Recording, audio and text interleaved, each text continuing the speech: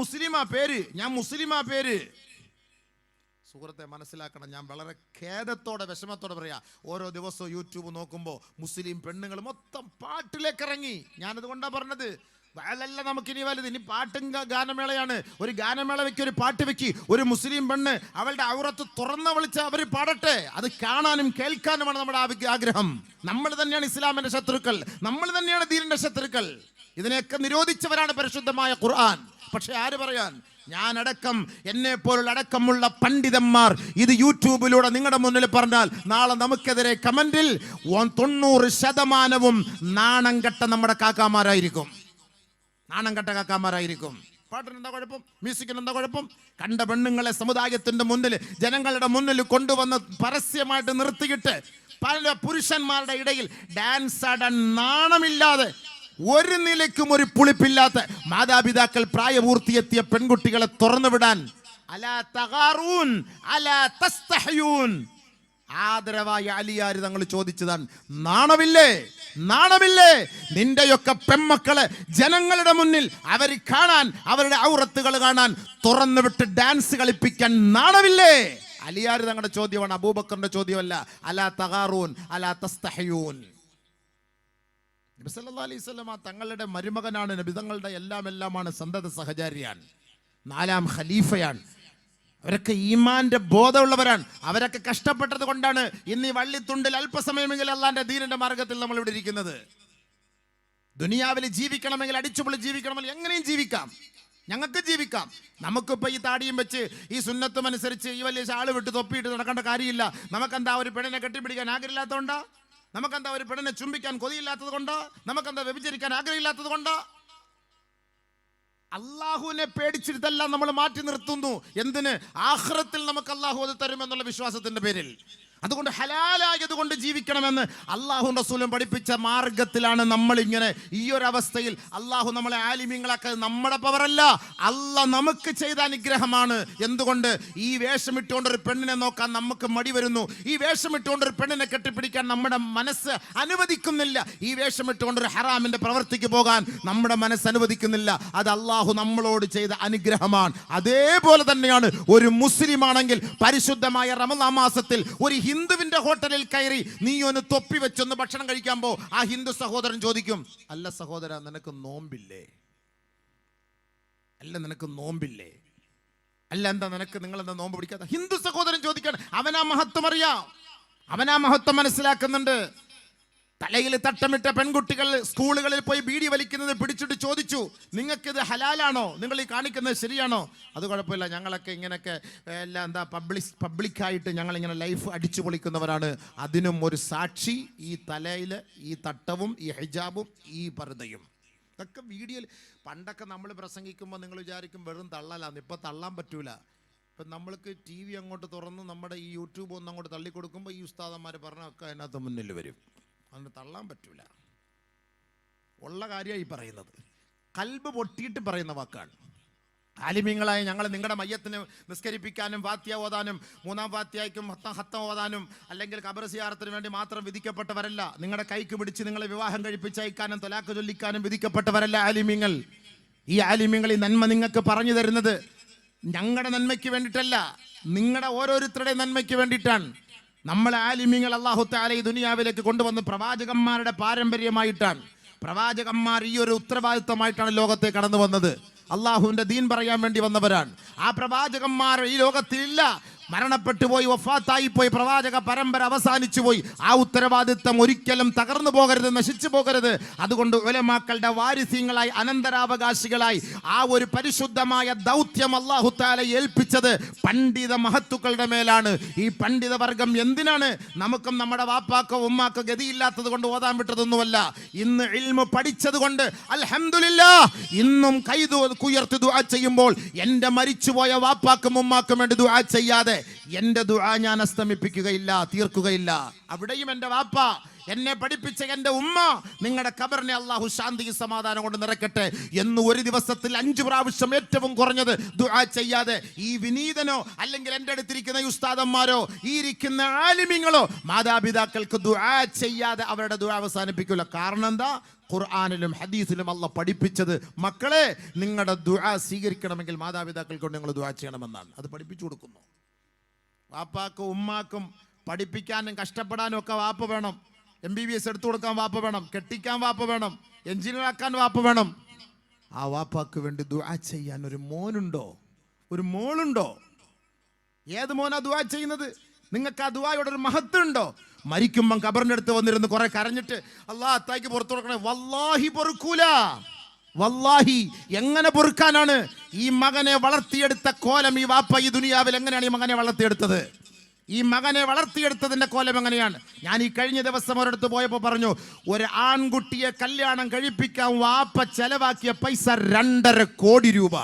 ആൺകുട്ടിയെ കല്യാണം കഴിപ്പിക്കാൻ അത്രയ്ക്കും ഏറ്റവും ടോപ്പ് സിംഗറിനെ കൊണ്ടുവന്ന് പാടിപ്പിച്ച്. മുസ്ലിങ്ങളാണ്, മറ്റുള്ളവരുടെ ചരിത്രം നമുക്ക് പറയണ്ട. മുസ്ലിങ്ങളാണ്, നമ്മുടെ കൗമാണ്, നമ്മുടെ പരിസരത്താണ്. 2.5 കോടി രൂപയുടെ 5 ദിവസത്തെ കല്യാണം ഒരു ആൺകുട്ടിയെ ആൺകുട്ടിയെ കൊണ്ട് പെണ്ണ് കെട്ടിക്കാൻ. തൊട്ട് പരിസരങ്ങളിൽ പാവപ്പെട്ടവരും വാടക വീട്ടിൽ കിടക്കുന്നവനും തിന്നാനും കുടിക്കാനും ഉടുതുണിക്കും മറുതുണിയില്ലാത്തവനും കിടപ്പുണ്ട്. കോടാന കോടികൾ ചെലവഴിച്ച് ആഡംബര കല്യാണം നടത്തിയിട്ട് ആഹ്ലാദിക്കുമ്പോൾ, അഹങ്കരിക്കുമ്പോൾ ഇവനൊക്കെ ഫലസ്തീനെ കുറിച്ച് പറയാൻ എന്തവകാശം? ഇവനൊക്കെ വന്നിരുന്ന് ആമീൻ പറയാൻ എന്തവകാശം? പള്ളിയിൽ ദുആ ചെയ്യുമ്പോൾ മുസ്ലിമീങ്ങൾക്ക് പൊറുക്കണയല്ല, ഫലസ്തീന്റെ മക്കൾക്ക് പൊറുക്കണയല്ല എന്ന് പറയുമ്പോൾ ഇവനൊക്കെ ആമീൻ പറയുന്നത് കൊണ്ടാണ് അല്ലാഹു തആല ഈ ദുആ സ്വീകരിക്കാത്തത്. എനിക്കിപ്പോൾ മനസ്സിലാവുന്നു.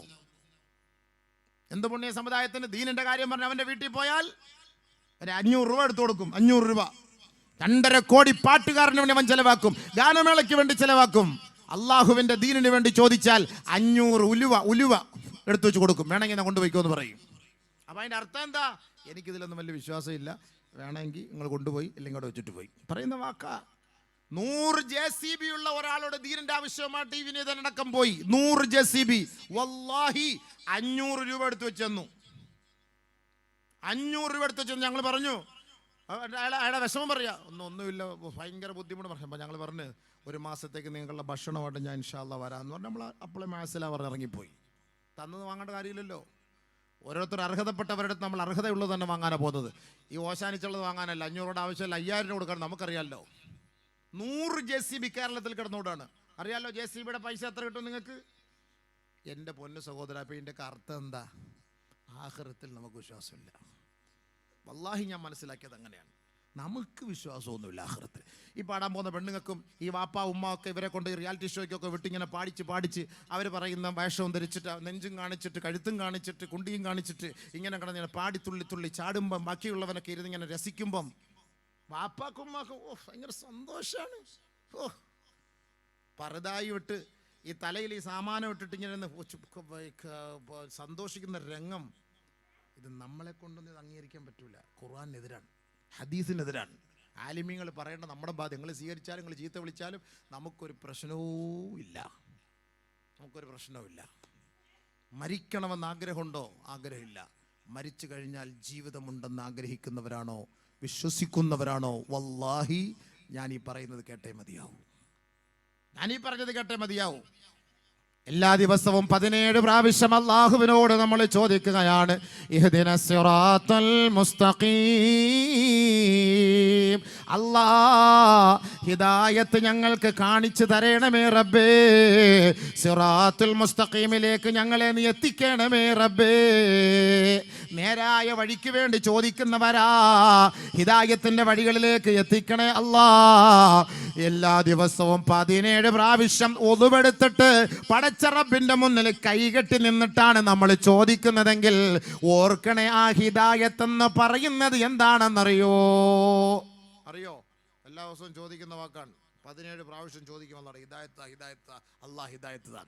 സുബഹിക്ക് കുനൂത്ത് ഓതുമ്പോൾ ആദ്യമായി പറയുന്നത് അല്ലാഹുമ്മ ഹ്ദിനാ ഫീമൻ ഹദൈത്. അല്ലാഹുവേ, നീ ആർക്കൊക്കെയാണോ ഹിദായത്ത് വാഗ്ദാനം ചെയ്തത്, ആരെയൊക്കെയാണോ ഹിദായത്തിന്റെ വഴിയിലൂടെ സഞ്ചരിപ്പിച്ചത്, ആ വഴിയിലൂടെ എന്നെയും നീ സഞ്ചരിപ്പിക്കണമേ അല്ലാ. രാവിലെ ഹിദായത്തിന് വേണ്ടിയല്ലേ അല്ലാഹുവിനോട് നമ്മൾ ചോദിക്കുന്നത്. കൈകെട്ടിയാൽ പരിശുദ്ധമായ സൂറത്തുൽ ഫാത്തിഹ നമ്മൾ ഓതുന്നത് അത് ദുആയാണ് കേട്ടോ. അതിന്റെ ഇജാബത്താണ്. ബാക്കിയുള്ള 113 സൂറത്തുകൾ പരിശുദ്ധമായ സൂറത്തുൽ ഫാത്തിഹ സുആൽ ചോദ്യമാണ് കേട്ടോ. കേട്ടോ. ബാക്കിയുള്ള 113 അധ്യായങ്ങൾ അതിൻ്റെ ജവാബാണ് കേട്ടോ. കാര്യങ്ങൾ തിരിയാതെ മനസ്സിലാക്കാതെ നിങ്ങൾ പോയി നമസ്കരിച്ചിട്ട് കാര്യമില്ല മുസ്ലിം സഹോദര. നാളെ മരിച്ചു പോകേണ്ടവരാണ് നമ്മൾ. ഖബറിലേക്ക് നമ്മുടെ മയ്യത്ത് വെറുതെ ജനങ്ങൾ കുളിപ്പിച്ച് മൂക്കിൽ പഞ്ഞി വെച്ച് കുറച്ച് അത്ര പൂശിയിട്ട് കൊണ്ടിട്ടിട്ട് മുസ്ലിയാർ അതിൻ്റെ അടുക്ക വന്നിരുന്നൊരു യാസീൻ ഓതിയത് കൊണ്ട് നീ രക്ഷപ്പെടുമെന്നുള്ള ആ ഒരു ധാരണ നിനക്ക് തെറ്റാ. അങ്ങനെ നീ രക്ഷപ്പെടാൻ കഴിയുമെങ്കിൽ നമുക്കിന്ന് നമസ്കാരത്തിൻ്റെയോ ഈ വഅദ് നസീഹത്തിൻ്റെയോ ഈ സദഖാത്തുകളുടെയോ ആവശ്യമില്ല. ആ ഖബറിന്റെ മയ്യത്ത് ആ ഖബറിന്റെ ഉള്ളിലേക്ക് വെച്ച് 7 ചുവട്ടടി നീ ഇങ്ങോട്ട് മാറുമ്പോഴേക്കും 2 പേര് കടന്നു വന്നിട്ട് നിന്നെ വിളിച്ചുണർത്തുകയാണ് കേട്ടോ. അന്ന് വരെ അടഞ്ഞു കിടന്ന നിന്റെ കണ്ണ് തുറക്കുകയാണ്. ശ്വാസം വീണ്ടും അല്ലാഹു നൽകുകയാ, എഴുന്നേൽപ്പിച്ചിരുത്തുകയാ. ആദ്യമായി ചോദിക്കുന്നു, നിന്റെ റബ്ബ് ആരാണടോ? പറ, മറുപടി പറയണം. വിടൂല അല്ലാ. മുസ്ലിമാണോ? വിടൂല പടച്ചവൻ. പടച്ചവൻ വിടൂല. നമ്മളെ ചോദിച്ചോളി, മനസ്സിലായിക്കോളിയും. വെറുതെ അല്ല. അതൊന്നും വെച്ചിട്ടൊന്നും വലിയ കാര്യമൊന്നുമില്ല. വേണമെങ്കിൽ ഇത് പഠിച്ച് മനസ്സിലായിക്കോളി. ഇതൊക്കെ വെറുതെ വേസ്റ്റ്. എല്ലാ എണ്ണം പഠിച്ചു പോയിക്കൊണ്ടിരിക്കുകയാണ് മൊത്തം. പടച്ചവൻ കാത്തിരക്ഷിക്കട്ടെ, പടച്ചവൻ കാത്തിരക്ഷിക്കട്ടെ, പടച്ചവൻ കാത്തിരക്ഷിക്കട്ടെ. എല്ലാ എണ്ണം പോയിക്കൊണ്ടിരിക്കുകയാണ്. ഇഷ്ടം പോലെ മുസ്ലിം പെൺകുട്ടികൾ മൊത്തം പാട്ട് കൂത്ത് അതുമായി ബന്ധപ്പെട്ട് ഡാൻസ്. കല്യാണ വീടുകളിലൊക്കെ എന്താ, ഉസ്താദ് വന്ന് നിക്കാഹ് നടത്തി കൊടുക്കുന്നു. അല്ലാഹു ബാറക്, അല്ലാഹു അയ്യോ സൗജാൻ അയ്യത്തുഹ സൗജാൻ ബാറക്കല്ലാഹു ലക്കുമ. ഉസ്താദ് അടിവയറ്റിന്ന് ദുആ ചെയ്തു തുടങ്ങുന്നത്. അടിവയറ്റിന്ന് ഇങ്ങനെ ദുആ കണ്ട ചൊല്ലക്കം കണ്ടു കഴിഞ്ഞാൽ ഇതെല്ലാം കൊണ്ട് അങ്ങോട്ട് കഴിഞ്ഞ് അപ്പുറത്തോട്ട് പോയിട്ട് മുസ്ലിയാരെല്ലാം പോയോ? എല്ലാവരും പോയോ? ഉസ്താദ് ഇരുന്ന കസേരയെ മാറ്റി, പെണ്ണുന്ന കസേരയെ മാറ്റി, എല്ലാവരും അതിനകത്തോടെ അടുത്ത പരിപാടിയായി. പുത്തിരി കത്തിക്കലായി, വെടി പൊട്ടിക്കലായി, പാവകട പൊക്കലായി, അവിടെ പിടിക്കലായി, ഇവിടെ പിടിക്കലായി. എൻ്റെ പേര് നിക്കാഹ. നടക്ക് ശരിയല്ലേ? നിങ്ങൾ എന്നെ ചീത്ത വിളിച്ചോളൂ, ഞാൻ കേട്ടോളാം. ഞാൻ കേട്ടോണ്ടിരിക്കുന്ന ആളെന്നും. എനിക്കിതൊക്കെ പറഞ്ഞേ പറ്റുള്ളൂ അബീവേ. എനിക്കിതെല്ലാം കാണുമ്പോൾ എന്തോ ഒരു ഈ പ്രസംഗത്തോട് തന്നെ താല്പര്യമില്ലാതായി. വല്ലാഹി സത്യം, താല്പര്യമില്ലാതായി. എന്തിനു പ്രസംഗിക്കുന്നു? 30 വർഷമായി ഞാൻ പ്രസംഗിക്കാൻ തുടങ്ങിയിട്ട്. 30 വർഷമായി. ഈ 30 വർഷം കൊണ്ട് പ്രസംഗിക്കുന്നു. പ്രസംഗത്തിനെല്ലാം ആൾ കൂടുന്നു, എല്ലാം സംഭവം ശരി തന്നെ. ഇത് വീണ്ടും ഇത് കാണുമ്പോൾ നമുക്ക് സഹിക്കാൻ കഴിയുന്നില്ല. നമ്മളൊക്കെ ഇവർക്ക് വേണ്ടി ദുആ ചെയ്യല്ലേ? നിക്കാഹിൻ്റെ സദസ്സിൽ അല്ലാഹുവേ നീ അവർക്ക് 2 പേർക്ക് ഐശ്വര്യം കൊടുക്കണേ, ബർക്കത്ത് ചെയ്യണേ. ആ വാപ്പാക്കും ഉമ്മാക്കും ബർക്കത്ത് ചെയ്യണേ. ആ ഭാര്യയും ഭർത്താവിനും ബർക്കത്ത് ചെയ്യണേ. ആ നവവധുവിനും വരണം നീ ബർക്കത്ത് ചെയ്യണേ. ഈ വാപ്പാക്കും ഉമ്മാക്കും താല്പര്യമില്ലല്ലോ. ഈ മക്കളെ ഇങ്ങനെ പഠിപ്പിക്കുന്നത്. വാപ്പാക്കും ഉമ്മാക്കെങ്കിലും ഒരു താല്പര്യം വേണ്ടേ? മക്കളെ ഇതൊന്നും ശരിയല്ല, ഇതൊന്നും വേണ്ട. ഇസ്ലാമികപരമായിട്ടൊരു നിക്കാഹ് നിങ്ങൾ നടത്തണേ, അള്ളാഹ്ക്ക് പൊരുത്തമുള്ളത് നടത്തണേ. അതിന്റെ അർത്ഥം എന്താ? അല്ലാഹ് ഇല്ല. പലസ്തീനിലെ യുദ്ധം നടന്നപ്പോ തിരുവനന്തപുരം ജില്ലയിലെ ഒരു വലിയ പള്ളിയിൽ നിന്നൊരു സഹോദരൻ ചോദിച്ചാണ്, ഉസ്താദേ അല്ലാഹു ഇസ്രായേലികളോടൊപ്പമാണ് ഉസ്താദേ, നമ്മളോടൊപ്പം ഇല്ല ഉസ്താദേ. എൻ്റെ നേരിട്ട് കേട്ട വാക്കാൻ വെറുതെ പറയല്ല. അല്ലാഹു മുസ്ലിങ്ങളോടല്ല ഉസ്താദേ. ഞാനൊരു തിരുവനന്തപുരം ജില്ല വലിയൊരു പള്ളിയിൽ ജോലി ചെയ്തു. അവിടെ ഒരു സഹോദരൻ പടച്ചവൻ ഇല്ല ഉസ്താദേ. എൻ്റെ മുഖത്ത് നോക്കി പറഞ്ഞാണ് കാരണം അയാളുടെ ദുആ സ്വീകരിക്കുന്നില്ല. മുഴുക്കൂടിയനാ, എങ്ങനെ ദുആ സ്വീകരിക്കും? നിങ്ങൾ പറയും. പച്ചക്കറി കച്ചവടം ചെയ്ത് തോറ്റ് തൊപ്പിയടിച്ച് ഭയങ്കര പ്രശ്നങ്ങളാണ്. കടങ്ങളാണ്, രക്ഷയില്ല. എന്നോട് പറയാണ്, ഉസ്താദെ അല്ലാഹ് ഇല്ല, പടച്ചോനൊന്നുമില്ല, മുസ്ലിമാണ്. അള്ളാഹു കാത്തിരക്ഷിക്കട്ടെ. ഇങ്ങനെയുള്ള വാക്കല്ലേ നമ്മുടെ വാക്ക്. നമ്മൾ ദുആ ചെയ്തിട്ട് സ്വീകരിക്കുന്നില്ല. നമ്മൾ പറഞ്ഞ വാക്കെന്താ? എത്ര മുസ്ലിങ്ങൾ പറഞ്ഞതറിയോ? ചുമ്മാടെ ഇവിടെ ദുആ ചെയ്തു, ഈ ദുആയ്ക്ക് വല്ല ഇജാബത്തുണ്ടോ? ആ ദുആ 1000 രൂപ കൊടുക്കുമ്പോൾ ഉസ്താദ് ദുആ ചെയ്യും, അത് വലിയ ഗുണമൊന്നുമില്ല. ഞാനതുകൊണ്ട് ദുആ എന്താന്ന് പറഞ്ഞുതരാൻ കേട്ടോളി. നമുക്കിതിനോടൊന്നും വലിയ വിശ്വാസമൊന്നുമില്ല. നമുക്കിതിനോട് വിശ്വാസമില്ല അബീബേ. അതതിൻ്റെ അർത്ഥം എന്താണ് ദുആ? നമ്മൾ അള്ളാഹുവിനോട് 17 പ്രാവശ്യം ചോദിക്കുന്ന ചോദ്യത്തിന് മറുപടി എവിടെയാണ്? ഇഹ്ദിനസ് സിറാത്തൽ മുസ്തഖീം, ഇഹ്ദിനസ് സിറാത്തൽ മുസ്തഖീം, ഇഹ്ദിനസ് സിറാത്തൽ മുസ്തഖീം. നമസ്കാരം എന്ന് പറയുന്നത് ദുആയാണ് കേട്ടോ. ഒരു മയ്യത്തിന് വേണ്ടി നമസ്കരിപ്പിക്കുന്ന നമസ്കാരത്തിന്റെ പേര് അത് ദുആയാണ്, അദ്ദേഹത്തിന് വേണ്ടിയുള്ള ശഫാഅത്താ. എങ്കിൽ ബഹുമാനമുള്ളവരെ, ദുആ എന്ന് പറയുന്നത് 2 രീതിയിലാണ്. ഒന്ന് ദുആഉൽ ഇബാദ, 2 ദുആഉൽ മസ്അല. ഒരാളെ ഇബാദത്ത് ചെയ്യുന്നതിലൂടെ അദ്ദേഹത്തിന്റെ ആഗ്രഹങ്ങൾ അള്ളാഹു സഫലമാക്കി കൊടുക്കുമത്രേ. ലിസാനുൽ ഹാൽ എന്നാണ് പറയപ്പെടുക. ഒരാൾ സാലിഹായ അമൽ ചെയ്തുകൊണ്ടിരിക്കെ അവന്റെ ആവശ്യങ്ങളെല്ലാം അള്ളാഹു ഓട്ടോമാറ്റിക്കായി പൂർത്തീകരിച്ചു കൊടുക്കും കേട്ടോ. അള്ളാഹു അങ്ങനെ പൂർത്തീകരിച്ചു തന്നില്ലായിരുന്നുവെങ്കിൽ ഇന്ന് നമുക്ക് ഈ ആരോഗ്യം എവിടെ നിന്നാ ലഭിച്ചത്? ഇന്ന് നമ്മൾ വയറ് നിറച്ച് ഭക്ഷണം കഴിക്കുന്നത് എവിടെ നിന്നാണ്? ഇന്ന് നമ്മുടെ ദാഹത്തിനുള്ള ശുദ്ധജലം എവിടെ നിന്നാ? അള്ളാഹു നമുക്ക് നൽകിയ മക്കൾ എവിടെ നിന്നാ? നമ്മളിന്ന് ഉറങ്ങുന്ന ആ പാർപ്പിടം എവിടെ നിന്നാ? യാത്ര ചെയ്യുന്ന വാഹനം എവിടെ നിന്നാ? ഔറത്ത് മറയ്ക്കുന്ന വസ്ത്രങ്ങൾ നമുക്ക് എവിടെ നിന്നാണ്? ഈ ഇബാദത്ത് ചെയ്യുന്നത് വെറുതെയാണെന്ന് നിങ്ങൾ കരുതണ്ട കേട്ടോ. ഇബാദത്തിലൂടെ അള്ളാഹു നമുക്ക് ഒരുപാട് കാര്യങ്ങൾ നമുക്ക് നടപ്പിലാക്കി തരുന്നുണ്ട്. അതിന് പരിശുദ്ധമായ ഖുർആൻ തന്നെ നമുക്ക് തെളിവാണ്. ഇഹ്ദിനസ് സിറാത്തൽ മുസ്തഖീം, നേരായ മാർഗത്തിലൂടെ ഞങ്ങളെ സഞ്ചരിപ്പിക്കണേ അല്ലാ എന്ന് ഇഖ്ലാസോട് കൂടിയാണ് നമസ്കാരത്തിൽ നീ ചോദിക്കുന്നതെങ്കിൽ അല്ലാഹു റബ്ബുൽ ഇസ്സത്തിന് അതിന് മറുപടിയായി 113 സൂറത്തുകളിലൂടെ അല്ലാഹു അതിന് മറുപടി നൽകുകയാണ്. ഏതാണ് സിറാത്തുൽ മുസ്തഖീം? ഏതാണ് യഥാർത്ഥ പാത? ഏതാണ് യാഥാർത്ഥ്യത്തിന്റെ വഴി? ഏതാണ് സത്യത്തിന്റെ പാത?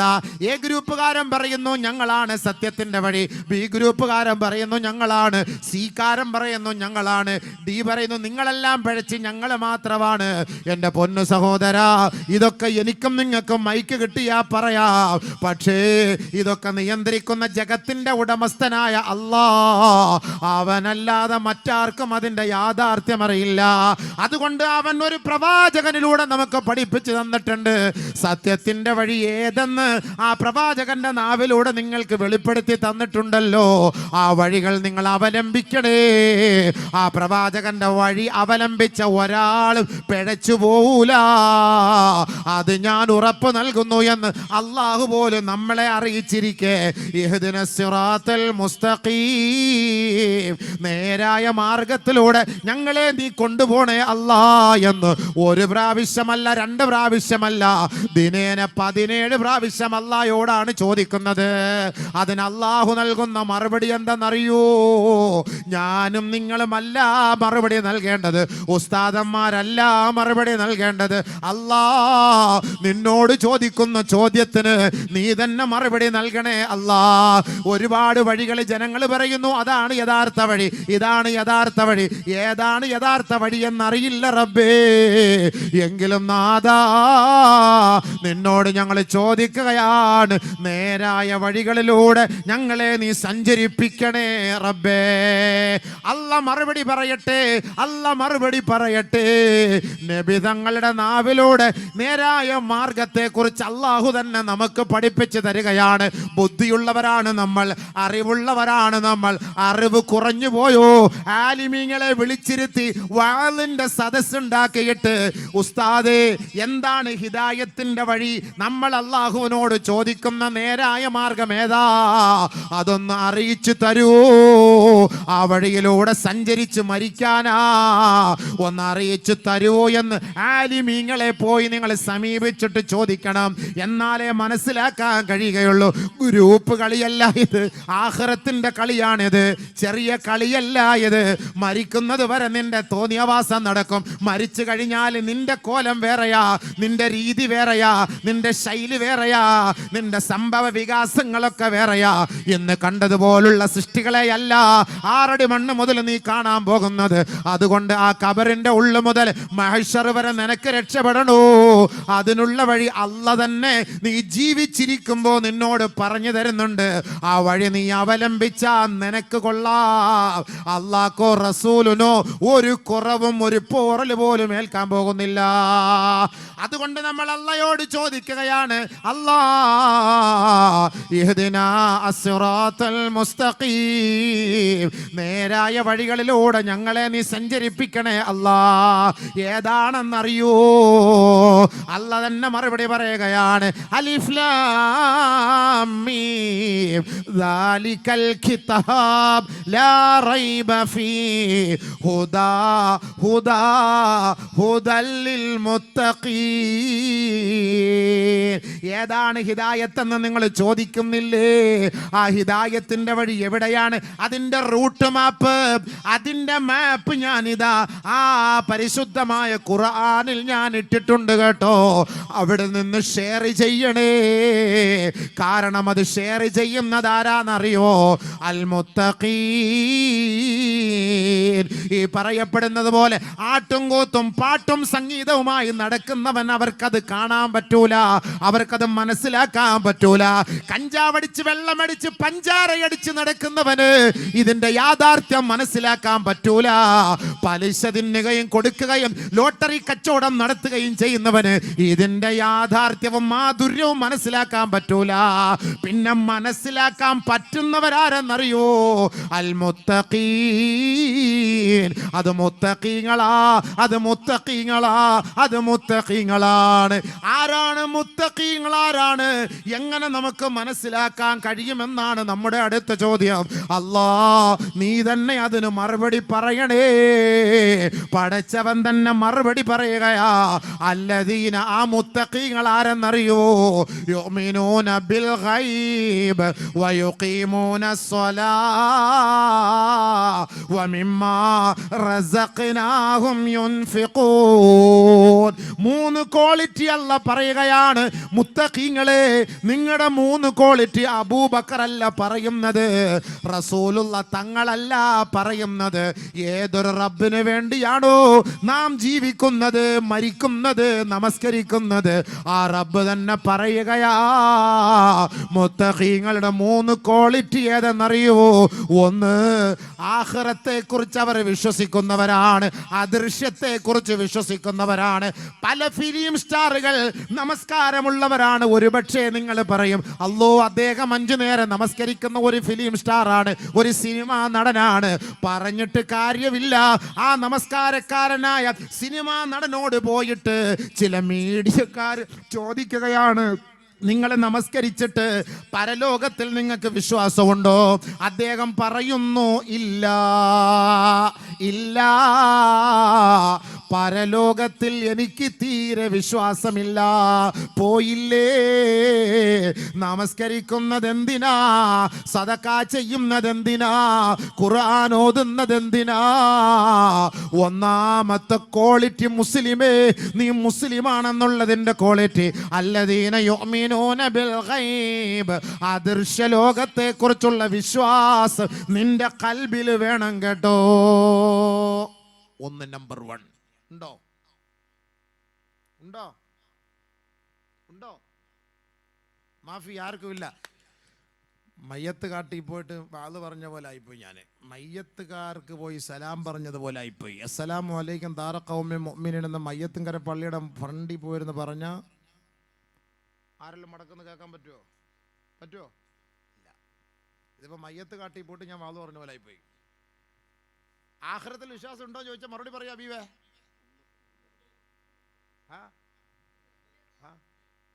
അത് ഹയ്യാണോ മയ്യത്താണോ എന്ന് എനിക്കറിയണ്ടേ? അല്ലദീന യുഅ്മിനൂന ബിൽ ഗൈബ്, മരിച്ചു പോകുന്ന ഉറപ്പല്ലേ? ഉറപ്പല്ലേ? അല്ലാഹ് പടച്ചവനെ, അതൊരു സംഭവം തന്നെ. മരിച്ചു പോകുന്നുള്ള കാര്യം ഉറപ്പാണ്. ഓ, അതും കൂടെ ഇല്ല. ഈ 2 കാര്യം നമുക്കില്ലായിരുന്നു. നമ്മുടെ അഹങ്കാരം ചെറുതല്ല. ഒന്ന്, നമ്മൾ മരിച്ചു പോവുക. 2, നമ്മുടെ ആയസ് കൂടിക്കൊണ്ടിരിക്കുക. ഈ 2 ഇല്ലായിരുന്നെങ്കിൽ നമ്മുടെ അഹങ്കാരം എന്തായിരിക്കും? രോഗം വരാതിരിക്കുക, മരിച്ചു പോകാതിരിക്കുക. ഈ 2 കാര്യം നമുക്കുണ്ടെങ്കിൽ നമ്മുടെ അഹങ്കാരം പിടിച്ചാൽ കിട്ടുമോ? രോഗം വരാതിരിക്കുക, മരിക്കാതിരിക്കുക. ഈ 2 കാര്യം അള്ളാഹ് നമുക്ക് ചെയ്ത് എന്തെന്നറിയോ? അള്ളാഹ് നമുക്ക് ചെയ്ത് നല്ലപോലെ കേൾക്കണേ. നീ ഒന്നും അല്ലടാ, നീ വെറും പുഴുവാണ്. അള്ളാഹ് നമ്മളെ പഠിപ്പിക്കാനാണ്. 1500 കോടിയുടെ ഉടമസ്ഥൻ പോലും പിടഞ്ഞു വീണ് മരിച്ചില്ലേ? കോടിക്കണക്കായ സമ്പത്തിന്റെ ഉടമയ്ക്ക് ഒരു പനി വന്നാൽ സകലതും തകർന്നു പോയില്ലേ? അവനെ കൊണ്ട് സംസാരിക്കാനോ എഴുന്നേറ്റ് നിൽക്കാനോ കഴിയോ? സാധിക്കോ സുഹൃത്തുക്കളെ? വലിയ സമ്പന്നനാണ്. ഒരു പനി വന്നാൽ എന്തായി? ഞാൻ തന്നെ ഇപ്പൊ പനിയുടെ ഗുളി അടിച്ചിട്ടാണ് കയറിയിരിക്കുന്നത്. അതിൻ്റെ ചൂടിലാണ് ഇങ്ങനെ പ്രസംഗിക്കുന്നത്. ഇത് കഴിഞ്ഞാൽ ഡൗൺ ആയി സംഭവം. പനി വന്നാൽ തീർന്നില്ലേ? എത്ര വലിയ സമ്പന്നനാകട്ടെ, ഈ പനിയും അള്ളാഹു ഈ മരണവും തന്നില്ലായിരുന്നെങ്കിലുണ്ടല്ലോ, നമ്മൾ അഹങ്കാരികൾ എന്ന് പറഞ്ഞാൽ നുരമൂത്ത അഹങ്കാരികളായി മാറിയാനെ. നുരമൂത്ത അഹങ്കാരിയായി ഫിറഔൻ 400 വർഷം ഈ ഭൂമിയിൽ ജീവിച്ചു. 400 വർഷം ഈ ഭൂമിയിൽ ഫിറഔൻ ജീവിച്ചു. ഒരു മൂക്കുപനി വന്നിട്ടില്ല, ഒന്ന് തുമ്മിയിട്ടില്ല, ഒന്ന് ചുമച്ചിട്ടില്ല. 400 വർഷം ജീവിച്ചു, ചുമച്ചിട്ടില്ല ഫിറഔൻ. ഫിറഔന്റെ വീട്ടിലെ ഒരു ഗ്ലാസ് താഴെ വീണ് പൊട്ടിയിട്ടില്ല. അറിയോ? നിങ്ങൾക്കറിയോ? 400 വർഷം ജീവിച്ചു. മൂസാ നബി എന്ത് ത്യാഗം സഹിച്ചെന്നറിയോ ആ സമയത്ത്? ഫിറഔൻ 400 വർഷം ജീവിച്ചവനാണ്. മനുഷ്യന് സമ്പത്തുണ്ട്, ആരോഗ്യമുണ്ട്, അവൻ അഹങ്കാരിയായി. അല്ലാഹു തആല ഈ രോഗം അവന് നൽകുന്നത് അവൻ അശക്തനാണ് എന്നുള്ളതിൻ്റെ ഏറ്റവും വലിയ തെളിവാണ്. ഖുലിഖൽ ഇൻസാനു ളഈഫാ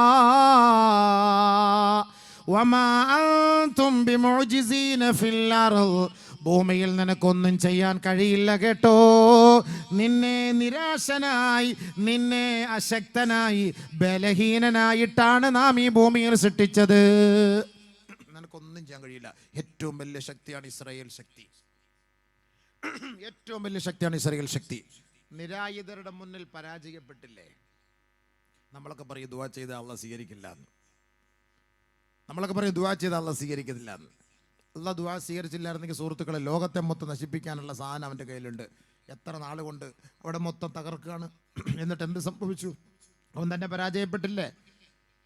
ഇപ്പം അവിടുത്തെ പ്രധാനമന്ത്രി ഇപ്പം തന്നെ പറയാം, നിർത്താം, നമുക്ക് നിർത്തിയേക്കാം, ആഖിർ ദഅ്വാന പറയാം, മതി എന്നായി. ആ അവസ്ഥയിലേക്ക് എത്തിയില്ലേ? നമ്മൾ പറയും ദുആ സ്വീകരിക്കൂല. കാത്തിരിക്ക്. പെട്ടെന്ന് നിന്നങ്ങോട്ട് ചെയ്ത ദുആ നാളെ അങ്ങോട്ട് സ്വീകരിക്കൂല.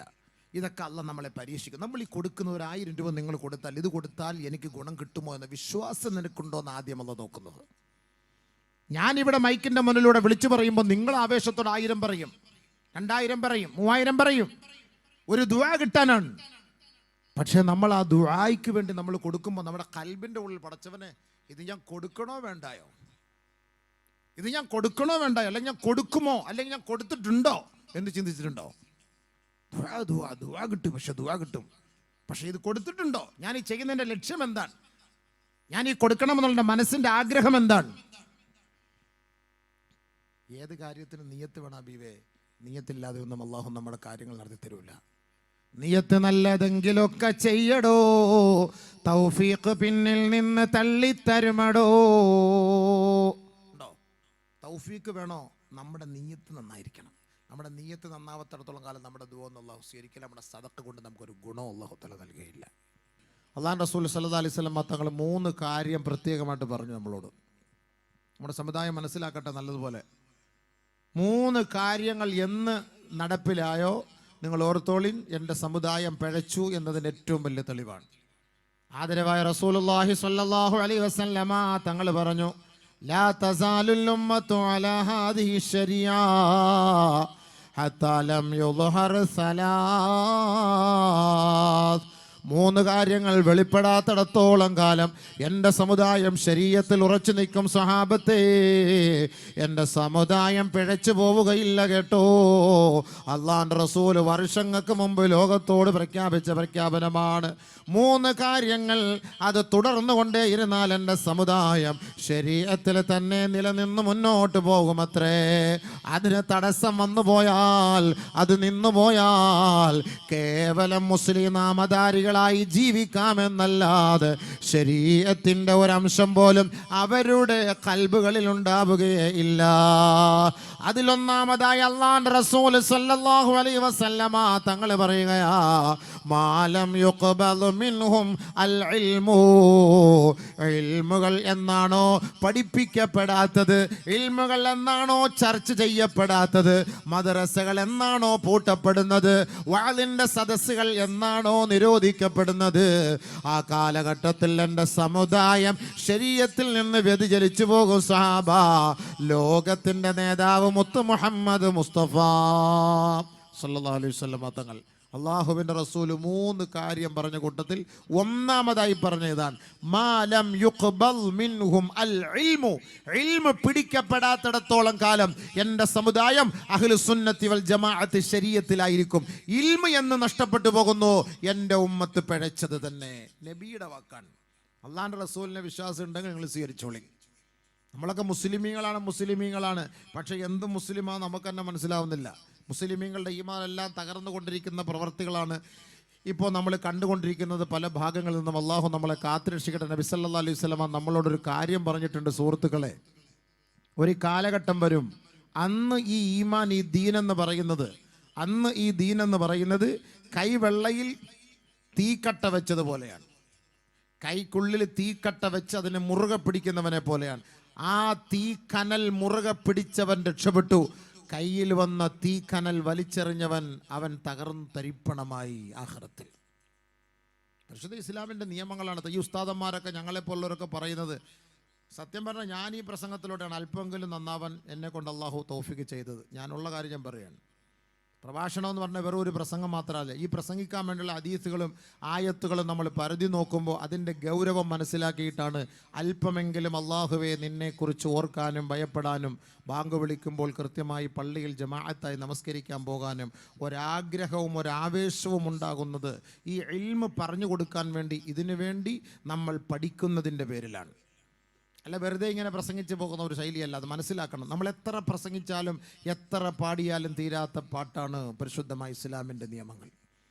എത്ര നമ്മളിപ്പോൾ എന്താ ഇപ്പോൾ കൂടിപ്പോയ ഖബർ, മഹ്ശർ, മരണം, ഇതൊക്കെ ചെറിയ ചെറിയ കാര്യങ്ങൾ നമ്മളിവിടെ ചെയ്യാറുള്ളൂ. ഇതൊന്നുമല്ല ദീന്. 23 വർഷ കാലയളവിൽ ആദരവായ റസൂലുള്ളാഹി സ്വല്ലല്ലാഹു അലൈഹി വസല്ലം തങ്ങൾ നമുക്ക് പഠിപ്പിച്ചെന്ന ദീൻ നമ്മൾ എത്ര പഠിച്ചു, നമ്മൾ എത്ര മനസ്സിലാക്കി? എനിക്കെല്ലാം എന്തോ വലിയ അറിവുള്ളത് പോലെയാണല്ലോ നമ്മുടെ നടത്തം. നമുക്ക് എന്തറിയാം സുഹൃത്തുക്കൾ? ഒരു മുസ്ലിമിനെ അപേക്ഷിച്ചിടത്തോളം രാവിലെ നമ്മൾ ഉറക്കിൽ നിന്ന് എഴുന്നേറ്റ് അവൻ രാത്രി ഉറങ്ങുന്നത് വരെ അവൻ ചെയ്യേണ്ട കർമ്മങ്ങൾ എന്താണ് ഇസ്ലാം പഠിപ്പിച്ചു തന്നിട്ടുണ്ട്. പക്ഷെ നമ്മൾ എന്താ ചെയ്യുന്നത്? അള്ളാഹ്ക്ക് വേണ്ടി നമ്മൾ എത്ര സമയം മെനക്കെട്ടു മാറ്റിവെച്ചു? നമ്മളൊന്ന് ചിന്തിച്ചു നോക്കി. നമ്മൾ മൊബൈൽ എടുത്തിട്ട് ആ മൊബൈലിന് വേണ്ടി മണിക്കൂറിൽ എത്ര ചിലവാക്കുന്നു? അള്ളാഹ്ക്ക് വേണ്ടി നമ്മൾ എത്ര സമയം ചിലവാക്കുന്നു? നാളെ മരിച്ചു പോകണ്ടേ? നാളെ ഹിസാബില്ലേ? വിചാരണയില്ലേ? ഉയർത്തെഴുത്തപ്പെടുമ്പോൾ അവിടെ നമ്മളോട് ചോദിക്കുമ്പോൾ ഇതിന് മറുപടി ആര് പറയും? ഇത് പറഞ്ഞു തന്നില്ല എങ്കിൽ നാളെ നിങ്ങളെല്ലാവരും നമുക്കെതിരെ കോടതിയിൽ കുറ്റം പറയും. പടച്ചവനെ, ഞങ്ങളോട് ഇതാരും ഇത് പറഞ്ഞു തന്നിട്ടില്ല അല്ലാ എന്ന് നിങ്ങൾ പറയും. ഇത് പറയാതിരിക്കാനാണ് അള്ളാഹു ഇന്ന് ഈ സോഷ്യൽ മീഡിയകളിലൂടെ ഈ വഅളുകളെ പ്രചരിപ്പിക്കുന്നത്. ഓർത്തോളിൻ, നാളെ റബ്ബിന്റെ കോടതിയിൽ ഒരാൾക്കും മറുപടി പറയാൻ പറ്റൂല. ഞാൻ വഅള് കേട്ടിട്ടില്ല എങ്കിലും വീട്ടിനകത്തിരിക്കുന്നവർ പോലും യൂട്യൂബിലൂടെ അള്ളാഹ് നീയുണ്ടെന്നും ആഖിറമുണ്ടെന്നും ഈ സമുദായത്തോട് തുറന്ന് പറഞ്ഞവരാണ് പണ്ഡിതർ. അതുകൊണ്ട് നാളെ ഇവരൊന്നും കേട്ടില്ല എന്ന് അള്ളാഹിന്റെ മുന്നിൽ പറയാനൊരവസരവുമില്ല. എല്ലാവരും കേട്ടുകഴിഞ്ഞു. സത്യമായ ദീൻ ഇസ്ലാമിൻ്റെ ദീനാണെന്ന് എല്ലാവർക്കും മനസ്സിലാവുകയും ചെയ്തു. പക്ഷെ അതിൽ നിന്ന് കുതറിപ്പോകാതിരിക്കാൻ ശ്രമിക്കും. അള്ളാഹു നമുക്ക് ചെയ്ത വലിയൊരു നിഅമത്താണ്. മാർക്കം ചെയ്തുകൊണ്ട് നീ മുസ്ലിമായി രക്ഷപ്പെടുമെന്ന് ആരും പ്രതീക്ഷിക്കേണ്ട. മാർക്കം ചെയ്യലതും ഇസ്ലാമിൻ്റെ ശരീഅത്തിൻ്റെ അടയാളമല്ല, ഇസ്ലാമിലേക്ക് പ്രവേശിക്കുന്നതിൻ്റെ അടയാളമൊന്നുമല്ല അത്. നീ മാർക്കം ചെയ്തില്ല എങ്കിൽ നിനക്ക് മുസ്ലിമാകാം. ഷഹാദത്ത് കലിമ ചൊല്ലലാണ് ഏറ്റവും വലിയ കാര്യം. അത് മുറുകെ പിടിക്കലാണ്. ഞാൻ അള്ളാഹുൽ വിശ്വസിക്കുന്നു എന്ന് പറഞ്ഞത് കൊണ്ട് കാര്യമായില്ല, ഞാൻ മുസ്ലിം എന്ന് പറഞ്ഞതുകൊണ്ട് കാര്യമായില്ല. എന്താണ് ഇസ്ലാമിൻ്റെ ക്വാളിറ്റി? എന്താണ് അതിൻ്റെ നിബന്ധനകൾ? എന്താണ് അത് നീ പാലിക്കുന്നുണ്ടോ? അത് ഞാൻ മാർക്കം ചെയ്തവനാണ് പറഞ്ഞിട്ട് കാര്യമില്ല. അതൊന്നുമല്ല ക്വാളിറ്റി. ജൂതന്മാർ മാർക്കം ചെയ്തിട്ടുണ്ട്, നസ്രാണികൾ മാർക്കം ചെയ്തിട്ടുണ്ട്, മുശ്രിക്കീങ്ങൾ മാർക്കം ചെയ്തിട്ടുണ്ട്. അവരെയൊക്കെ നമുക്ക് മുസ്ലിമീങ്ങളായിട്ട് അംഗീകരിക്കാൻ പറ്റുമോ? ഇല്ല. ഞാനൊരു മുസ്ലിമാണെന്നുള്ളതിൻ്റെ ക്വാളിറ്റി എന്താണ്? നീ ഒരു ഹാഫിൾ ആണെങ്കിൽ അതിൻ്റെ അർത്ഥം എന്താ? 30 ജുസ് അവൻ കാണാപാടി പഠിച്ചിരിക്കണം, അവനാണ് ഹാഫിൾ. ആലിമാണെങ്കിൽ എന്താ? 8 വർഷം ശരീഅത്തിനെ കുറിച്ച് പഠിച്ച് സനദ് വാങ്ങിയിരിക്കണം, അവനാണ് ആലിം. MBBS കാരെന്ന് പറഞ്ഞാൽ 5 വർഷം അതിനെക്കുറിച്ച് അവൻ പഠിച്ചിരിക്കണം, പ്രാക്ടീസ് ചെയ്തിരിക്കണം. അതാണ് അവൻ MBBS, ഒരു ഡോക്ടർ എന്നൊക്കെ പറയുന്നത്. വെറുതെ നോക്കിയിട്ടുള്ള ഡോക്ടർ എന്നും എഞ്ചിനീയർ എന്നൊന്നും പറയാൻ നമ്മളെ കൊണ്ട് കഴിയില്ല. വേണമെങ്കിൽ പറയാം, പക്ഷേ ആ ക്വാളിറ്റിയും ആ പഠിത്തവും അവർക്കില്ല എങ്കിൽ ഒരിക്കലും അവർക്കത് യോജിക്കൂല. നമ്മൾ മുസ്ലിമാണോ? നമ്മുടെ ക്വാളിറ്റി എന്താണ്? എന്താ നമ്മുടെ ക്വാളിറ്റി? ലോക ചരിത്രത്തിൽ പരിശുദ്ധമായ ശരീഅത്ത് പോലെ, ഇസ്ലാം പോലെ ഒരാദർശം ലോകത്തിൽ അള്ളാഹ്ക്ക് ഇഷ്ടമല്ല. അതാദ്യം ചിന്തിച്ചോളീൻ. ഇതിനെ മാത്രമാണ് അള്ളാഹ് അംഗീകരിക്കുന്നത്. അതുകൊണ്ടാണ് നമുക്ക് ഈ തീച്ചൂള, അതുകൊണ്ടാണ് നമുക്ക് ഈ പീഡനങ്ങൾ, അതുകൊണ്ടാണ് നമ്മൾ ഈ വേദനകൾ സഹിച്ചും പരിശുദ്ധമായി ശരീഅത്തിനെ മുറുകെ പിടിച്ചിരിക്കുന്നത്. പക്ഷേ ആ ശരീഅത്ത് ഒരു തീ കനൽ പോലെയായിരിക്കുന്ന ഒരു കാലഘട്ടം എടുത്തുകൊണ്ടിരിക്കുകയാണ്. നമ്മൾ കയ്യിൽ നിന്നത് ചൂട് പേടിച്ച് വലിച്ചെറിഞ്ഞാൽ നാളെ നരകത്തിലായിരിക്കും നമ്മളുടെ താവളം. അള്ളാഹു നമ്മളെ കാത്തുരക്ഷിക്കുമാറാകട്ടെ. അള്ളാഹു നമ്മളെ കാത്തുരക്ഷിക്കുമാറാകട്ടെ. അതുകൊണ്ട് ബഹുമാനമുള്ള സഹോദരങ്ങളെ, ഈ വഅ്ള് നസീഹത്ത് എന്ന് പറയുന്നത് എന്തിനാണെന്ന് എൻ്റെ സമുദായം ആദ്യം ഒന്ന് മനസ്സിലാക്കണം. 3 കാര്യങ്ങളെക്കുറിച്ച് ഞാൻ പറഞ്ഞു. ഈ 3ഉം എനിക്ക് തോന്നുന്നു ഇന്ന് ഈ കാലഘട്ടത്തിൽ അത് യോജിച്ചിരിക്കുന്ന ഒരു കാലഘട്ടമാണ്. രണ്ടാമത് നബി തങ്ങൾ പറഞ്ഞു വക്സുറു വലദുൽ ഖനസ്, ജാരസന്താനങ്ങൾ അധികരിക്കുന്ന ഒരു കാലം വരുമെന്ന്. ജാരസന്താനങ്ങൾ അധികരിക്കുന്ന ഒരു കാലമുണ്ടാകും സഹാബത്തെ. ഇന്ന് ജാരസന്തതികൾ അധികരിച്ചു കൊണ്ടിരിക്കുക. അമ്മത്തൊട്ടിൽ എന്തിനാണ്? തിരുവനന്തപുരത്ത് അമ്മത്തൊട്ടിൽ എന്തിനാണ്? ജാരസന്താനങ്ങൾ. ഈ അടുത്ത സമയത്ത് തന്നെ നമ്മൾ 2 ദിവസം പത്രത്തിൽ കണ്ടതാണ്. ഒരു ചോരക്കുഞ്ഞിനെ സ്വന്തം മാതാവ് കുഴിച്ചുമൂടി. എന്തിനാണിത്? ജാരസന്തതികൾ അധികരിക്കുന്നു. അസലിയായ സന്താനമാണെങ്കിൽ കുഴിച്ചുമൂടേണ്ട ആവശ്യമില്ലല്ലോ. എന്തിനാണ് കുഴിച്ചുമൂടുന്നത്? എന്തിനാണ് അമ്മത്തൊട്ടികൾ അധികരിക്കുന്നത്? ബഹുമാനമുള്ള സഹോദരങ്ങളെ, ജാരസന്താദികൾ അധികരിക്കും. അള്ളാഹുവിന്റെ റസൂല് പറഞ്ഞത് യാഥാർത്ഥ്യമാകാതെ ലോകം അസ്തമിക്കുകയില്ല. ഓർത്തോളി. ഇന്ന് എന്തെല്ലാം യുദ്ധം നടക്കട്ടെ, എന്തെല്ലാം പ്രശ്നം നടക്കട്ടെ, നബി തങ്ങൾ പറയാത്തത് എന്തെങ്കിലും ലോകത്ത് നടന്നിട്ടുണ്ടോ? അന്ന് 3G ഇല്ല, 4G ഇല്ല, 5G ഇല്ല, ഇന്റർനെറ്റ് ഇല്ല, സാറ്റലൈറ്റ് ഇല്ല. ആ കാലഘട്ടത്തിൽ 1400 വർഷങ്ങൾക്ക് മുമ്പ് ഹബീബായ റസൂലുള്ളാഹി തങ്ങൾ നമ്മളോട് പ്രവചിച്ച പ്രവചനങ്ങളാണ് 21ാം നൂറ്റാണ്ടിൽ ഈ വർത്തമാന കാലഘട്ടത്തിൽ ഞാനും നിങ്ങളും അനുഭവിച്ചു കൊണ്ടിരിക്കുന്നത്, ഇനി അനുഭവിക്കാൻ പോകുന്നത്. അള്ളാഹുവിന്റെ റസൂൽ പറയാത്ത ഒരു കാര്യവും ഇന്നിവിടെ നടക്കുന്നില്ല. ഓർത്തോളി. അതിൽ വെച്ച് മനസ്സിലാക്കിക്കോ, സദഖ റസൂലുള്ളാഹ്, അള്ളാഹുവിന്റെ റസൂൽ പറഞ്ഞത് യാഥാർത്ഥ്യമാണെന്ന് മനസ്സിലാക്കിക്കോളി. നമ്മൾ കളിയിലും ചിരിയിലും തമാശയിലുമാണ്. നമുക്ക് ഈ ദീനെന്ന് കേട്ടാൽ വലിയ കാര്യമൊന്നുമില്ല. നമുക്ക് സോഷ്യൽ മീഡിയയിൽ പേര് കിട്ടണം, കൂടുതൽ ലൈക്ക് കിട്ടണം, കൂടുതൽ ഷെയർ കിട്ടണം, അതിലൂടെ പണം കിട്ടണം. ഇതൊക്കെ തന്നെയാണ് നമ്മൾ ആഗ്രഹിക്കുന്നത്. ഇതൊന്നും അള്ളാഹു ആഗ്രഹിക്കാത്ത കാര്യങ്ങളാണ്. ഇവിടെ ദുനിയാവിൽ നീ ഗമയും പ്രതാപവും പ്രൗഢിയും അന്തസ്സും ആഗ്രഹിക്കുന്നുണ്ടോ? ആഖിറത്തിൽ നിനക്കിത് നഷ്ടമാകും എന്നതിൻ്റെ ഏറ്റവും വലിയ തെളിവാണത്. അദ്ദുനിയ ദാറുമല്ല ദാറലഹു വമാലു മല്ല മാലലഹു. ദുനിയാവെന്ന് പറയുന്നത് ആഖിറത്തിൽ വീടില്ലാത്തവന്റെ വീടാണ്, ആഖിറത്തിൽ സമ്പത്തില്ലാത്തവന്റെ സമ്പത്താണ് ദുനിയാവ് എന്ന് പരിശുദ്ധ പ്രവാചകൻ നമ്മളെ പഠിപ്പിക്കുമ്പോൾ അള്ളാഹുവിന്റെ റസൂൽ ശരീഅത്ത് എന്തെന്ന് നമുക്ക് നല്ലപോലെ പഠിപ്പിച്ചെന്നിട്ടാണ് ഇന്ന് മദീനയുടെ തിരുമുറ്റത്ത് കിടന്ന് ഉറങ്ങുന്നത്. ഓർത്തോളി. ഇത് കേവലം വഅ്ള് പറഞ്ഞ് ഞങ്ങളുടെ നിന്ന് കുറച്ച് പൈസ പിരിക്കാൻ വേണ്ടിയുള്ള ദീനല്ല ഇത്. ഈ ശരീഅത്ത് നിങ്ങൾക്ക് പഠിപ്പിച്ചു തരുന്നത് ഈ മുസ്ലിമായ ഞാൻ മുസ്ലിമാണോ ഇല്ലയോ എന്ന് മനസ്സിലാക്കാനാണ്. എന്ന് പറഞ്ഞ് നീ മനസ്സിലാക്കിയിട്ടുണ്ടോ ഞാൻ മുസ്ലിമാണോ എന്ന്? എൻ്റെ റേഷൻ കാർഡിൽ മുസ്ലിമാൻ, പാസ്പോർട്ടിൽ മുസ്ലിമാൻ, ആധാറിൽ മുസ്ലിമാൻ, ലൈസൻസിൽ മുസ്ലിമാൻ. എന്താ മുസ്ലിം? മുസ്ലിമിന്റെ ക്വാളിറ്റി എന്താണ്? ഒരു കാഫിർ മുസ്ലിം എന്നുള്ള വ്യത്യാസം എന്താണ്? ഒരു മുസ്ലിം മുശ്രിക്കും തമ്മിലുള്ള വ്യത്യാസം എന്താണ്? അറിയില്ല. എന്ത് തോന്നിയാസം കാണിച്ചിട്ട് എൻ്റെ പേര് ഷഹജ, എൻ്റെ പേര് ഷഫീന, എൻ്റെ പേര് ഹസീന, എൻ്റെ പേര് ഷിബു, എൻ്റെ പേര് ഹസൻ, എൻ്റെ പേര് ഷാജഹാൻ, ഇതൊക്കെ പറഞ്ഞിട്ട് കാര്യമില്ല. എന്താ മുസ്ലിം? അള്ളാഹ്ക്ക് ഇപ്പം നമ്മൾ മൊത്തം മുസ്ലിം ആയിക്കൊള്ളുന്നു. അള്ളാഹ്ക്ക് നിർബന്ധമൊന്നുമില്ല സുഹൃത്തെ. നമ്മൾ നാളെ മരിച്ചു പോയാൽ നമുക്ക് രക്ഷ വേണോ ഇല്ലയോ? രക്ഷ വേണോ ഇല്ലയോ? അള്ളാഹുവിനോട് നമ്മൾ ദിവസം തോറും ചോദിക്കുന്ന ഒരു ദുആയുണ്ട്. ദിവസം തോറും അള്ളാഹുവിനോട് ചോദിക്കുന്ന ഒരു ദുആയുണ്ട്. ആ ദുആ എന്തെന്നറിയോ? ഏറ്റവും കൂടുതൽ സമയം അള്ളാഹുവിനോട് നമ്മൾ ചോദിക്കുന്നത് ദുആ, ഏറ്റവും കൂടുതൽ അള്ളാഹുവിലേക്ക് നമ്മൾ അടുക്കാൻ ഏറ്റവും വലിയ ഒരു മാധ്യമം ദുആയാണ്. പക്ഷെ അത് നമുക്ക് സമയമില്ല. 10 മിനിറ്റ് ദുആ ചെയ്ത, ഇന്ന് 10 മിനിറ്റ് നമ്മുടെ ആവശ്യങ്ങൾ, 15 മിനിറ്റ് ആവശ്യങ്ങൾ ദുആ ചെയ്തവരാരിലുണ്ടോ? 15 മിനിറ്റ് എൻ്റെ പ്രശ്നം പരിഹരിക്കണേ അല്ലാ, ഈ നാടിൻ്റെ പ്രശ്നം പരിഹരിക്കണേ അല്ലാ, ലോകത്തിൻ്റെ വിഷയം പരിഹരിക്കണേ അല്ലാന്ന് ഹൃദയസ്പൃക്കോടുകൂടി കൽബ് തുറന്ന് കണ്ണ് ഈറനണിഞ്ഞ് ഒരു 15 മിനിറ്റ് ദുആ ചെയ്ത് ആരെങ്കിലും ഈ സദസ്സുണ്ടോ? ഒന്ന് കൈപൊക്കുക. ആരിലുണ്ടോ? ഉള്ളവർ മാത്രം പൊക്കണം. ഞാൻ പല സദസ്സിൽ ചോദിച്ചു, ഒരു സദസ്സിലും ഇല്ല. 5 മിനിറ്റ് ദുആ ചെയ്തവരുണ്ടോ? ഇല്ല.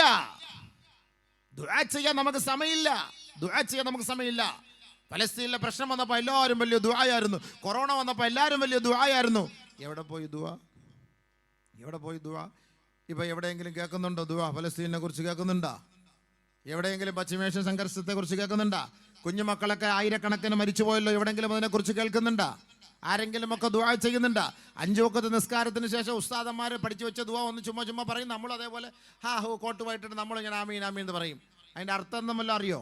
അതെന്താ അർത്ഥം ഒന്ന് മനസ്സിലാക്കിയോ? എന്താണ് ദുആ എന്ന് നമുക്കറിയോ? തിരിഞ്ഞിട്ടില്ല സഹോദര, ഇല്ല സഹോദര. നമ്മൾ ഈ വാത് വെച്ചിട്ടൊന്നും 10,000 വർഷം ഒന്നും പറഞ്ഞിട്ടൊന്നും ഒരു പുണ്യവും നമുക്ക് ഇതുവരെ എത്തിയിട്ടില്ല.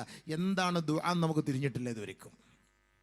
ഞാൻ മുസ്ലിം ആണെങ്കിൽ ഞാൻ മുസ്ലിം ആണെന്നുള്ള സർട്ടിഫിക്കറ്റ് എന്താണ്?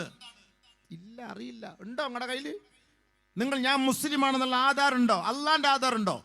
ദുനിയാവിന്റെ നമുക്ക് വേണ്ട. ഞാൻ മുസ്ലിമാണ്. ഇന്നനി അന മിനൽ മുസ്ലിമീൻ, ഇന്നനി അന മിനൽ മുസ്ലിമീൻ. ഇബ്രാഹിം നബി പറഞ്ഞതുപോലെ, മൂസ നബി പറഞ്ഞതുപോലെ, പ്രവാചകന്മാര് പറഞ്ഞതുപോലെ ഞാൻ മുസ്ലിമാണെന്ന് പറയാനുള്ള ക്വാളിറ്റി എന്താ ഉള്ളത്? ക്വാളിറ്റി. നിസ്കരിച്ചിട്ടൊന്നും കാര്യമില്ല. എന്ത് നിസ്കാരം? നമ്മുടെ നിസ്കാരം ഒന്നും ശരിയല്ല. നമ്മൾ നിസ്കരിക്കുന്ന സമയത്ത് അവിടെ ചൊട്ടി കളിച്ചുകൊണ്ടിരിക്കും. വേണമെങ്കിൽ പള്ളിയിൽ ബാങ്ക് വിളിക്കും, നിസ്കാരത്തിന്റെ സദസ്സിൽ തൊട്ട് ഫ്രണ്ടിൽ ആളുകൾ ചായയും കുടിച്ച് കളിച്ചുകൊണ്ടിരിക്കും. പള്ളിയിൽ ബാങ്ക് കൊടുക്കും, ഇഖാമത്ത് കൊടുക്കും. നിസ്കരിക്കാൻ ഒരു മുക്കറി ചായയും 2-3 കളവന്മാരും കുറച്ച് മുത്താലിബികളുണ്ടെങ്കിൽ മുത്താലിബികളും കാണും. ബാക്കിയുള്ള ചുറുചുറുക്കുള്ള ചെറുപ്പക്കാർ മൊത്തവും വെളിയിൽ കടയുടെ തിണ്ണയിൽ കളിച്ചുകൊണ്ടിരിക്കും. അണ്ടി കളിച്ചുകൊണ്ടിരിക്കും, ചീട്ട് കളിച്ചുകൊണ്ടിരിക്കും, അല്ലെങ്കിൽ വേറെ എന്താ ക്യാരൻസ എന്താ അതുപോലത്തെ സാമാനങ്ങൾ കളിച്ചുകൊണ്ടിരിക്കും. ഇന്നത്തെ പുതിയ ശൈലിയാണ്. പള്ളിയിൽ നിസ്കാരം എന്തിനാണ്? നമുക്ക് വേണ്ടിയിട്ടാണ്. മുസ്ലിയാർക്കും ഖത്തീബുക്കും മോദീനും കുറെ മുത്തഅല്ലിമീങ്ങൾക്കും വേണ്ടി.